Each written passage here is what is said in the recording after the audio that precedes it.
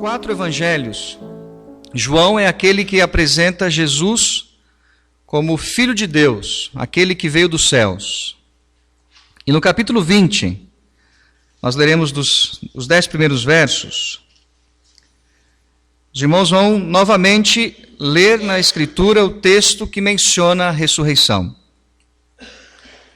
E logicamente ele tem muitas semelhanças aos dois textos anteriores, tanto Mateus como Lucas, que lemos, ele logicamente possui a sua semelhança com esse texto. Mas eu quero mostrar para os irmãos que nesse texto existe uma palavra que ela é estrutural. E então eu quero meditar com os irmãos sobre isto antes da observação da mesa bendita. Eu quero pensar com os irmãos nesse texto da seguinte maneira. Nós estamos aqui nesse capítulo 20, versículo 1, no primeiro dia da semana. Portanto, tal como hoje, um domingo, naquele primeiro dia da semana, na madrugada, muito possivelmente um pouquinho antes das 6 horas da manhã, né, ou nesse horário, na verdade, posterior, um pouco depois, algumas mulheres, o texto aqui vai mencionar Maria Madalena, essas mulheres se dirigem ao sepulcro e quando chegam lá, elas encontram o sepulcro aberto.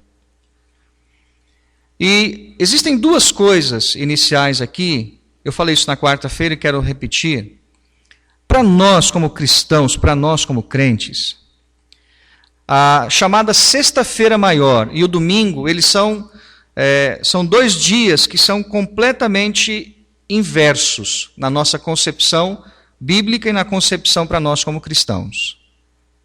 A sexta-feira, que é conhecida como Sexta-feira Santa, ou por alguns conhecida como Sexta-feira Maior, aquele dia deveria ser para todos nós um dia de contrição. E por que isto? Eu sei que o dia não existe essa ideia de santidade, o dia não é santo, não é isso que é a ideia. Porque o que nós celebramos, de fato, é aquilo que Cristo fez por nós. Ele morreu. Esse é o fato que nós queremos relembrar. Mas por longo tempo, na nossa nação, pelo menos na minha família, e uma família que não era propriamente cristã evangélica, né? A minha família celebrava essa questão dos 40 dias, que era chamada Quaresma. Os irmãos já ouviram falar nisso, né? Talvez alguns aqui até tenham seguido isso um tempo da sua vida. E nesses 40 dias, eu até estava falando em casa, a avó até deu risada, né? Porque nesses 40 dias, os meus pais não batiam em nós. Não sei se os irmãos pegaram esse tempo. Né? Nesses 40 dias a criança não apanhava. Porque eram dias de privações. Então você não apanhava. E a mãe e o pai, quando você fazia uma traquinagem, porque criança faz isso normalmente, né? O pai e a mãe falavam assim, olha, quando chegar o sábado da aleluia, eu vou tirar a aleluia e vou bater em você. Aí havia uma abstenção de carne. Os irmãos estão rindo, mas não era assim? Era ou não é? Pelo menos eu fui criado um pouco nesse ambiente. Então, querendo ou não querendo, existe impresso em mim uma ideia desses dias como dias de contrição. Infelizmente, nós estamos vivendo num tempo em que as pessoas vivem como se vivessem como os animais. Não existe mais uma contrição no coração das pessoas. Eu diria assim, o efeito religioso, ainda que esse efeito seja perigoso, mas um efeito religioso sobre a pessoa. Não existe mais tanto isso. Então a Sexta-feira Maior, ou a Sexta-feira chamada como Sexta-feira Santa, ela era para mim, e ela sempre traz essa ideia, uma ideia de contrição. Por quê? Ela traz essa ideia, agora na minha compreensão bíblica. É que naquele momento, quando eu olho para as Escrituras e vejo que o Filho de Deus morreu naquela cruz, naquele dia eu sei que é exatamente o que aconteceu, foram os meus pecados, o que os meus pecados fizeram contra Deus. Porque Jesus veio ao mundo e morre na cruz exatamente pelos meus pecados, para satisfazer a justa exigência da santidade de Deus. Mas ele estava morrendo na cruz pelos meus pecados. Então a contrição é esta. A sexta-feira deveria me lembrar disto. Quando Cristo morre, é o que eu fiz contra Deus. E ele, como Filho de Deus, o santo, o justo de Deus, ele, para me substituir, ele vem e morre por mim. Então esse dia é sombrio. É um dia de contrição de coração e de alma, porque é o momento que eu estou relembrando que o meu Salvador, ele morre, pelo que eu fiz contra Deus. Por isso que quando eu olho para o domingo, é inversamente o contrário. Assim como a sexta-feira é um dia sombrio, para mim o domingo é um dia brilhante. O domingo é um dia brilhante porque quando nós celebramos a Páscoa, nós podemos ver não o que nós fizemos contra Deus, mas o que Deus fez por nós. E o que foi que Deus fez por nós? Ele tirou o filho da sepultura.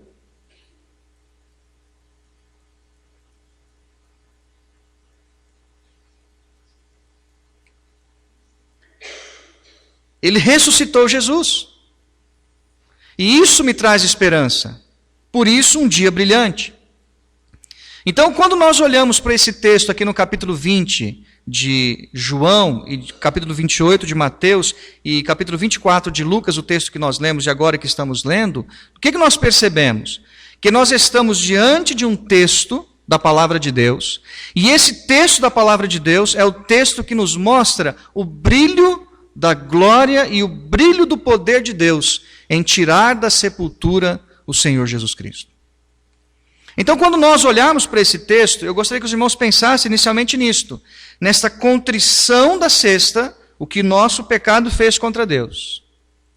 E no domingo pensar no dia da ressurreição como um dia brilhante, como um dia festivo, porque o Filho de Deus não está mais na sepultura. E nós vamos ver o que Deus fez por nós, retirando Jesus daquela tumba. Eu creio que o capítulo 20 tem uma outra ideia que eu preciso mostrar para os irmãos, é que a Bíblia vai registrar, através dessas pessoas que veem a sepultura vazia, os testemunhos que eram necessários para perpetuar esta história. Eu não tenho tempo para fazer isso, porque meu objetivo nesta manhã é outro. Se os irmãos olharem no texto que nós lemos em 1 Coríntios capítulo 15, aí que está no verso do programa que os irmãos receberam, o apóstolo Paulo está argumentando isto, que haviam pessoas que afirmavam não existir ressurreição. E se Cristo não ressuscitou, nós não temos esperança, a nossa pregação é uma pregação mentirosa. Mas se Cristo ressuscitou, sendo Ele as primícias, assim como Ele venceu, nós também venceremos. E se os irmãos olharem para as Escrituras, os irmãos vão perceber que a fundamentação apostólica é esta: Cristo morre e Cristo ressuscita. E existem pessoas que testemunharam isto. Foram testemunhas que viram a ressurreição de Jesus Cristo. Isto era necessário por quê? Porque a lei de Moisés e os próprios princípios estabelecidos por Deus no Antigo Testamento exigiam que todo testemunho fosse confirmado por quantas testemunhas? Pelo menos 2 testemunhas. Pelo menos 2 testemunhas. Todo testemunho para ser confirmado precisavam de 2 pessoas. Pelo menos. E a Bíblia, e Paulo vai mostrar isso, ele vai dar esta ênfase, só numa passagem ele diz assim que Jesus foi visto por mais de 500 pessoas. Então, além desta ideia de olhar para esse dia como um dia do testemunho do poder de Deus, Jesus foi ressuscitado.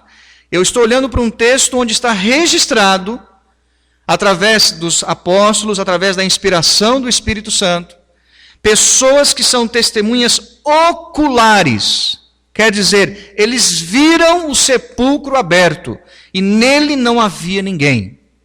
Então o texto, ele cumpre o seu objetivo também quando nós olhamos para ele como elemento de testemunho. Então, pensando assim, eu quero mostrar para os irmãos os eventos que acontecem de maneira cronológica nesse texto. Olha aí para a sua Bíblia, por favor. Pega a sua Bíblia, abre e me acompanha. A primeira coisa que acontece é que aquela mulher ou as mulheres percebem o quê? A pedra removida.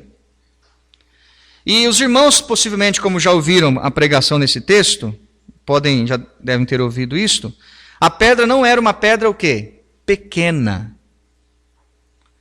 Então elas chegam no sepulcro, e aquela pedra que havia sido rolada para a porta, aquela pedra agora estava removida da porta da sepultura.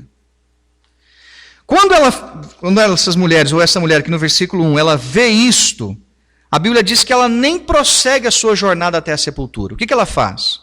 Ela volta e ela então corre lá para os discípulos para informar para eles que Jesus, e é interessante isto, olha no versículo 2, ela diz assim, olha o texto. Então correu e foi ter com Simão Pedro e com outro discípulo, a quem Jesus amava, e disse-lhes, tiraram do sepulcro o Senhor e não sabemos onde o puseram.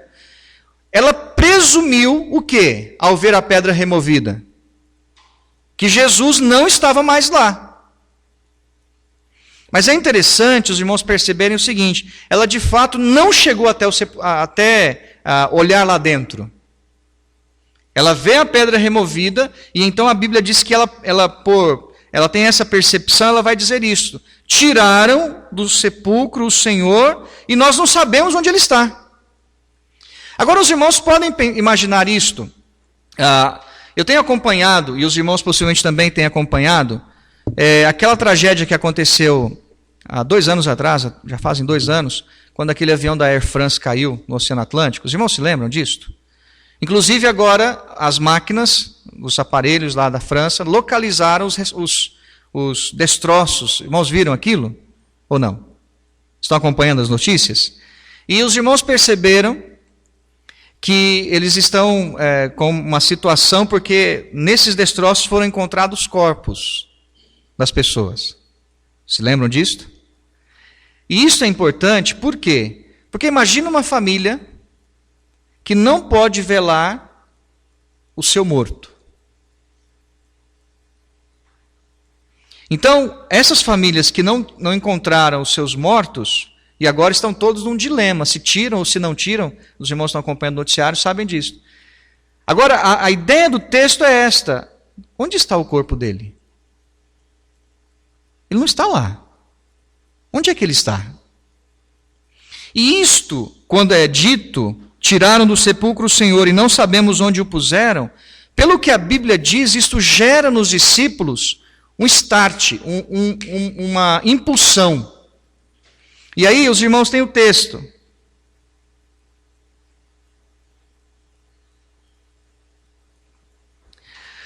Os irmãos têm o texto aí, o versículo 3, olha para os irmãos, acompanhem comigo.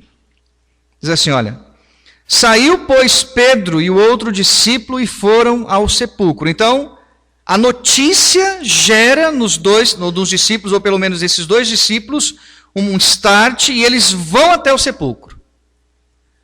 E aqui, irmãos, eu quero mostrar algumas coisas para os irmãos. Esse capítulo 20, existe uma palavra que aparece de forma estrutural nesse texto. Você tem a sua Bíblia aí? Eu fiz questão de anotar isso daqui só para os irmãos perceberem. A palavra ver. A palavra ver aparece no versículo 1. Estão vendo aí?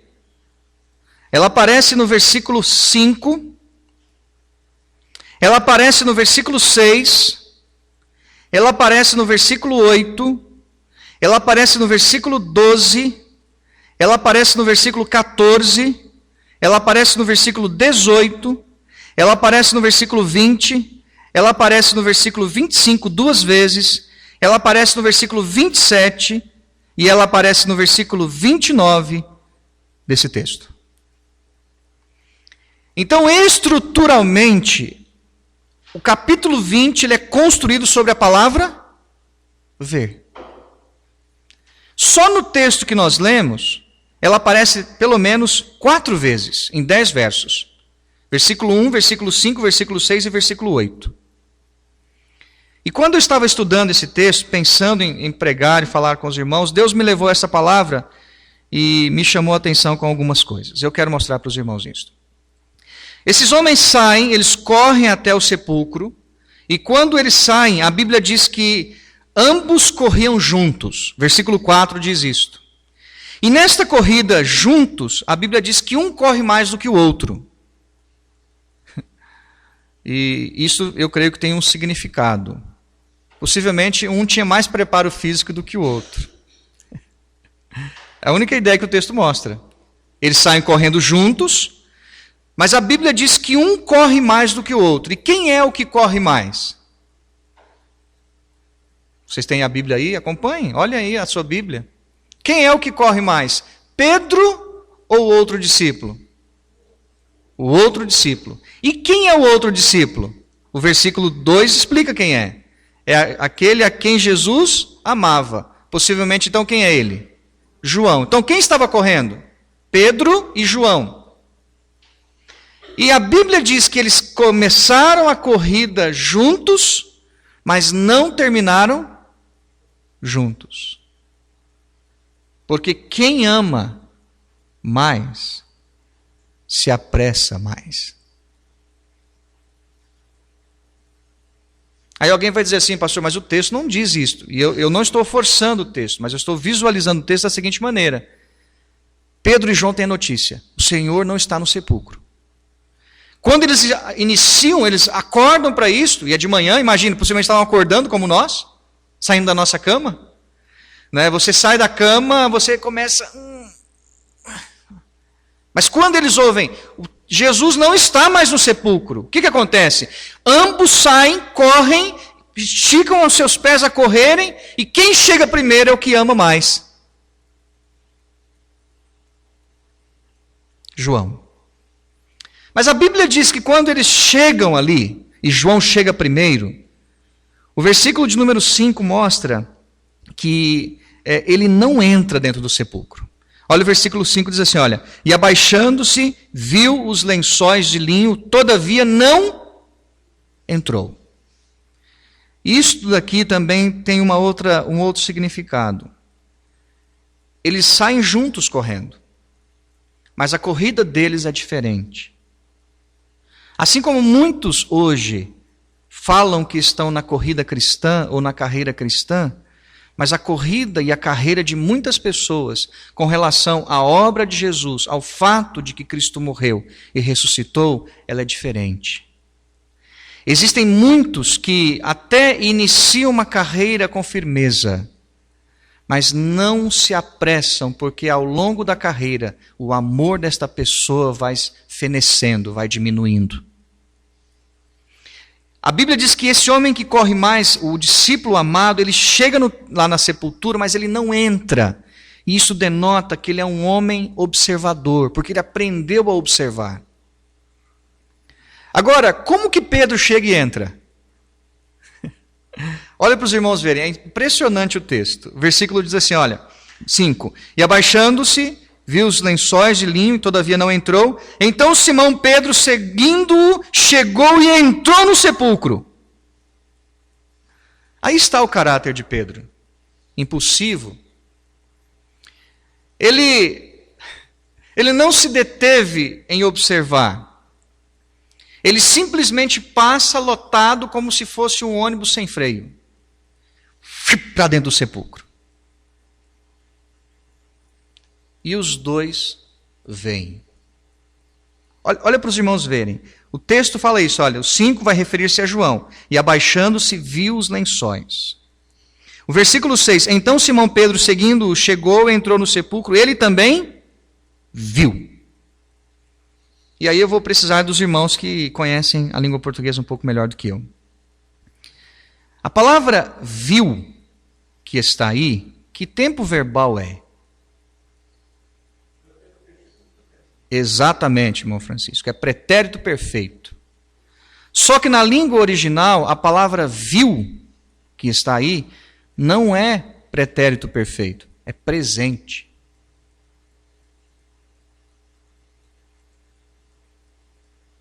Então a tradução ideal aqui não seria viu, e sim vê. Agora vamos ler assim? Olha para o texto.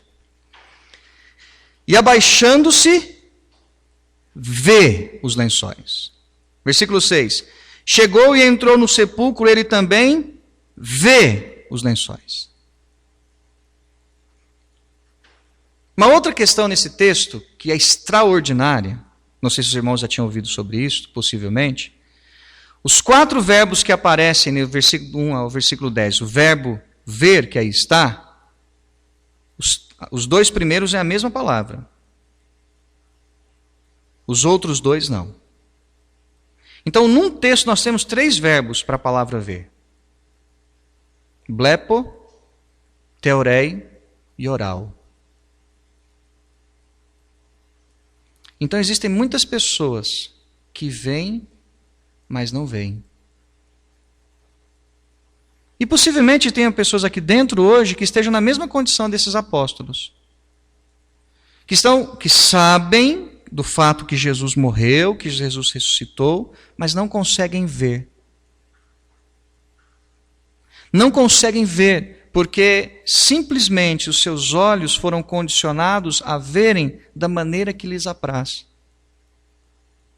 E meus irmãos, se nós, quanto à obra de Deus e quanto à obra de Deus em Cristo Jesus por nós, esta obra não for uma obra com a qual nós olhemos de fato e de verdade, profundamente, e que isto imprima em nós mudança, transformação, comprometimento, eu quero dizer para você que você está vendo, mas não está vendo. Porque é exatamente isso que o texto está dizendo. A ideia do texto, e eu citei as palavras sem uma necessidade iminente, porque quando você cita a palavra, você se obriga a explicá-la. Então, deixe-me explicar. Olha o versículo 5. E abaixando-se viu, ou vê. Essa palavra aí é o verbo blepo, e ele significa simplesmente, ele vê, mas ele não vê no sentido de que isto modifique a sua percepção inicial. Ele vê. Isso é muito comum quando você está conversando com alguém, e você está falando com alguém aqui, chega uma terceira pessoa e fala para você assim, olha, você está vendo isso daqui? Você olha para aquilo, eu vi. Mas você, pelo fato de ter atenção numa outra questão, você vê, mas não vê com atenção. Você está dirigindo, isso acontece também. Quando você está no carro, você está dirigindo um carro, você está na sua faixa, prestando atenção no que você está fazendo. Vem um carro de lá para cá, você vê que o carro está vindo. Mas se eu perguntar para você, que carro foi aquele que passou? Geralmente você não sabe que carro que foi o que passou. Porque você viu, mas não viu. E existem muitas pessoas que estão assim. Não conseguem ver. Agora entendam. Estão vendo, mas não conseguem perceber o que está acontecendo. A outra palavra que aparece no versículo 6, ela é um pouco mais ampla do que a primeira. Ela agora, de blepo, ela vai evoluir para teorei. E a palavra, no versículo 6, viu os lençóis. Agora, Pedro lá dentro, ele tem informações adicionais que João lá fora não tem. Ele está observando, ele está, quem sabe, olhando ali pelo lado de fora, olhando lá dentro, mas Pedro está lá dentro e ele tem informações. Visualmente ele está olhando, ele percebe que os lençóis estavam no chão, ele percebe que um lenço estava à parte, e estas informações estão fornecendo a ele, ou dando a ele, uma percepção maior do que havia acontecido. Isso era necessário. Porque quando Pedro levanta-se para pregar lá no primeiro sermão da igreja, em Atos, capítulo de número 2, ele exatamente vai dizer isto, que ele viu o Cristo que foi ressuscitado dentre os mortos, e ele foi o testemunho ocular, porque ele foi um dos primeiros a chegar no sepulcro. Então estas informações, elas são cumulativas e vão produzir o efeito depois que Pedro vai dizer, eu vi a sepultura vazia. Mas a palavra ver e crer, ela só aparece ali no versículo de número 8. Então, o texto diz assim, olha, entrou também o outro discípulo que chegara primeiro ao sepulcro e viu e creu. Aí então é a terceira palavra. Porque esse ver aqui é o ver que mexe e que modifica o coração. E eu não vou explicar isso para os irmãos, porque na verdade alguém vai dizer assim, pastor, mas o senhor está falando de ver para crer. Porque nesse mesmo texto, no capítulo 20, João vai mostrar o contrário. Bem-aventurados que não viram e creram. E isso é um contexto. Aqui é um outro contexto. A ideia, portanto, do texto é esta. Quando João entra no sepulcro, ele entra naquele lugar e vê que Jesus não está mais ali. Ele se lembra da palavra de Jesus e então ele crê. Meus irmãos, eu quero perguntar a vocês hoje que estão aqui. Vocês estão vendo o Cristo ressurreto? Você olha para as Escrituras, você vê a Bíblia dizendo, você lê o texto dizendo, você sabe que a Bíblia está dizendo, mas será que é experimental isso na nossa vida, nossa fé? Aquilo que a palavra diz, aquilo que Deus diz, nós cremos nisso. Será que isso está produzindo em nós crença verdadeira, fé transformadora, fé real? Ou será que nós estamos simplesmente vendo as coisas acontecerem, observando como meros espectadores do reino de Deus, meros espectadores da ação de Deus ao longo da história, e não nos ocupamos em que esta maneira de ver imprime em nós mudanças reais? Será que nós estamos aqui hoje simplesmente num culto diferente, matinal, especial, brilhante, vendo o dia nascer, pensando sobre a morte, sobre a ressurreição de Jesus, sabendo que Ele morreu, que Ele ressuscitou, que Ele está vivo, nós vemos isto, mas quais são as mudanças efetivas que isso tem mudado, feito na nossa vida? Você é um melhor homem? Você é uma melhor mulher? O Evangelho tem te feito um bom pai, uma boa mãe? Um bom estudante, um bom cidadão? O Evangelho tem feito com que cada um de nós sejamos pessoas crentes, sinceros e honestos e verdadeiros. Honestidade, irmãos, não é só cumprir com os nossos deveres financeiros. Fora daqui, compramos e pagamos. Isso é dever de todos os homens, até os piores ímpios fazem isto. Tem homens ímpios que não conhecem a graça de Deus porque não creem no Senhor, são mais honestos do que muitos crentes. Honestidade no sentido do nosso coração: Senhor, o Senhor sabe quem eu sou. Eu não tenho em mim nada de bom, mas eu creio no melhor do Senhor, que é Jesus. Transforma a minha vida, muda o meu coração, muda a minha maneira de viver, alinha a minha maneira de ver a Tua palavra. Isto é ver e crer. Existe uma explicação que eu recebi esses dias, e eu fui procurar isso, eu não sei até que ponto isso é verídico, mas algumas pessoas dizem que esse texto, quando ele coloca o lenço do lado, é um sinal que era dado entre os judeus, que ele estava dizendo que voltaria. Ver e crer aqui, eu creio que envolve isto. É não só olhar para a obra de Jesus e dizer isto: Ele morreu. João, ele entra dentro do sepulcro, ele não está aqui. Ele está vivo e ele retornará. Isto é ver e crer. Isto é ver e não simplesmente ter que ver para crer, mas é o ver, é aquela capacidade, e aqui eu vou me valer da linguagem dos reformados, é aquela visão que só a palavra de Deus pode dar. E os reformadores diziam assim: todos nós nascemos, irmãos, com uma deficiência visual.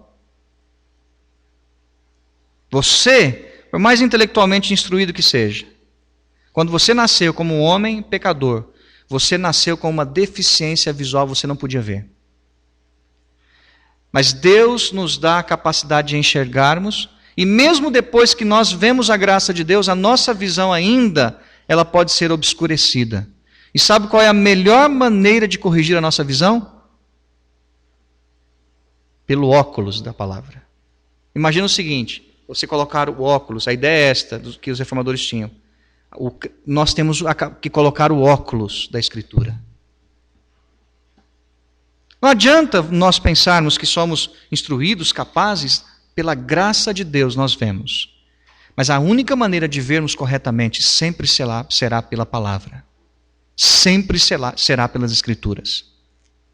E se nós não aprendermos a usar esse óculos, que alinha a nossa capacidade de ver, irmãos, nós vamos continuar muitas vezes patinando nos nossos pensamentos e nas nossas vidas, sem crer de fato e de verdade. Então eu gostaria que os irmãos nesta manhã, neste culto especial, porque todos os cultos são especiais, mas esse é um culto onde nós estamos aqui como igreja do Senhor, como povo remido pelo sangue de Jesus, comprado pelo seu sangue, para adorá-lo. Louvar a Deus. Obrigado, Senhor, porque o Senhor não está morto. Obrigado, Senhor, porque o Teu Espírito um dia nos fez ver isto. Obrigado, Senhor, porque pela capacidade de vermos, agora pela Tua palavra nós podemos crer. E crer, irmãos, não é só um ato no tempo. Nós precisamos crer e viver crendo. Por isso eu quero fazer as seguintes perguntas para concluir a minha mensagem nesta manhã. Quem foi a primeira pessoa que chegou no sepulcro? Uma mulher. Conta o número de mulheres que está aqui dentro em proporção aos homens. Olha para as Escrituras e você vai perceber que parece que as mulheres têm uma sensibilidade maior a Deus. E eu devo dizer aos irmãos e às irmãs: irmãs, nós precisamos ter irmãs comprometidas com Deus na igreja. Comprometidas com a pregação, com o testemunho e com suas famílias. A Bíblia diz que quando ela vê aquela pedra removida, o que ela faz? Ela corre para falar para quem? Ela volta para falar com os discípulos. Isso para mim indica reconhecimento de autoridade. Ainda que ela esteve junto com Jesus, como os outros discípulos estiveram, ela sabia que aqueles homens que Jesus escolhera de forma especial, eles eram responsáveis e eram autoridade. Ela reconhece isto, ela volta revelando o seu temor para dizer: o Senhor não está mais no sepulcro. Os discípulos reagem a esta informação e correm para aquele sepulcro. E a Bíblia diz que quem chega primeiro? O que ama mais. Porque quando você ama, você se apressa. Quando você ama, você não espera, você se apressa. A Bíblia diz que ele chega ao sepulcro, mas ele não entra, revelando ser um homem observador. E depois, Pedro, na sua impetuosidade, ele chega e entra dentro do sepulcro. E aí o texto vai nos fornecer a palavra ver de 3 maneiras. O ver simplesmente como considerar. O ver como elementos e informações maiores, promovendo a capacidade de perceber melhor as coisas. E o ver para crer. Ou ver que leva à crença. E, irmãos, olhem para esta mesa. O que vocês veem aqui? Porque foi para isso que Jesus deixou esta mesa. Não só ver o pão e ver os cálices. Olhar para esta mesa é vê-lo. Porque esses símbolos só têm função se eles apontarem para Jesus, que é a verdade. Então o pão nos faz ver Jesus que morreu por nós. Os cálices nos fazem ver Jesus que derramou o seu sangue para que nós pudéssemos viver.